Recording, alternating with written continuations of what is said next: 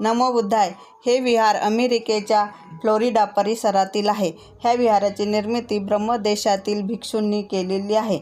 मागच्या तिन्ही बाजूला भिक्षूंची राहण्याची व खाण्याची सोय केलेली आहे. भिक्षूंना इच्छुक व्यक्ती अन्नदान व फलदान करतात. परदेशात बुद्धाच्या ज्ञानाची व तत्त्वांची पूजा केली जाते. जय भीम.